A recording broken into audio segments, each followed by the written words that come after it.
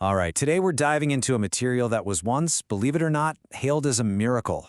I mean, it was used in everything, from buildings to brake pads. But here's the catch. Behind all that amazing utility, there's this silent, incredibly deadly threat. Yep, we're talking about asbestos.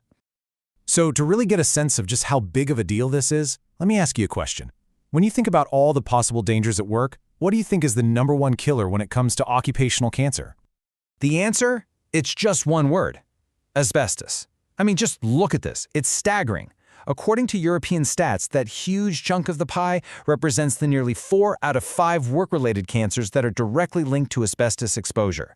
It just blows everything else out of the water. And that exposure leads to some truly devastating diseases, with the big one being mesothelioma. It's this really vicious form of cancer that attacks the protective lining around our organs.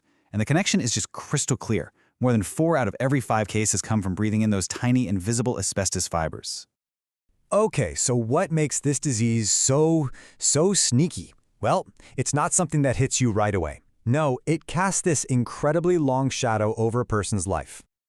Get this, 40 years. That's not the maximum. That's the average time between when someone is exposed to asbestos and when the first symptoms of cancer actually show up. It's like a ticking time bomb with a fuse that could last almost a lifetime. And this timeline here really paints the picture of just how cruel and deceptive asbestos is. You could have a plumber or an electrician, right? They breathe in these fibers on a job, maybe just for a short time, decades ago. Then for the next 10, 20, sometimes even 50 years, nothing. They feel totally fine. And then, bam. The symptoms start long after they've forgotten all about that one job site. And here's the other problem. When those symptoms finally do show up, they are so easy to brush off.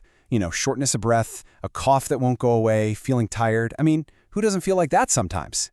This means people often get diagnosed way too late, which makes this already aggressive cancer even harder to fight. Okay, so with a danger this sneaky and slow, what are we actually doing about it? How do we protect people today? Well, the fight is really happening at the regulatory level, with new rules designed to be a shield against this threat. The European Union has definitely stepped up. In late 2023, they updated a key directive on asbestos, and they really tightened the screws. The goal is to give workers across all member states much stronger protection, especially with big projects like the renovation wave, which means more work on old buildings. And this is where it gets really interesting. Look at these numbers. The legal limit for how many asbestos fibers can be in the air has been cut by a factor of 10, from 0.1 fibers down to 0.01. That is a massive change, and it sends a clear message: there is no safe level of exposure, period. And this points to a really critical shift in thinking. The new EU directive isn't just about managing the risk anymore, it's about getting rid of it. The priority now is total removal of asbestos from buildings, not just sealing it up and kicking the can down the road for the next generation of workers. So you have these high-level policies, which is great, but what does that actually look like on the ground? In the real world, who's actually responsible for making sure a building is safe? Let's get into the practical side of this. So in places like the UK, they have what's called the duty holder. This isn't just a fancy title, it's a legal responsibility that falls on a specific person or company.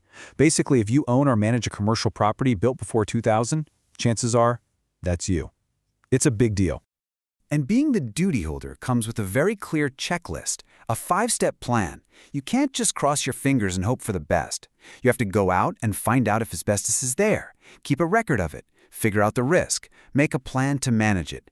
And, this is a big one, you have to tell anyone who might come in and disturb it. We're talking contractors, maintenance crews, even the fire department. It's also super important to get that not all asbestos work is the same. The law is really specific about this. You've got high-risk work, like removing that soft, crumbly asbestos insulation from pipes. That's called licensable work, and you absolutely must have a specialist contractor do it. Then you have lower-risk stuff, like working on hard asbestos cement sheets. That might be non-licensable, but don't get me wrong, it still requires serious safety precautions. Which brings us to what might be the most important piece of the puzzle. You can have all the rules and plans in the world, but they're useless if the people actually doing the work don't have the knowledge to protect themselves. So, who are we talking about here? Who needs this training? Well, it's not just the demolition guys. Look at this list. It's basically anyone whose job could potentially disturb the structure of an older building. Electricians, plumbers, painters, architects, the list goes on and on. If you're drilling a wall or lifting a floor tile in a building from before 2000, you are potentially at risk. And this right here, this is a huge, and I mean huge, misconception that can get people killed. This quote is straight from the official training syllabus. Let me say it again. Asbestos awareness training is not training to work with asbestos. It absolutely does not give you a green light to start ripping it out. So what's the point then? It's all about prevention. The whole goal is to arm you with the knowledge to spot materials that could contain asbestos, to understand just how dangerous it is, and to know exactly what to do and who to call if you think you've disturbed it. It's about knowing when to stop, back away, and avoid an exposure that could cost you your life years down the road. At the end of the day, asbestos is this legacy threat. It's hiding in plain sight, inside the walls of buildings we're in every single day. The danger itself is invisible, but the knowledge to stay safe, that's right there for the taking. So the real question is, are you and the people around you actually prepared to see it?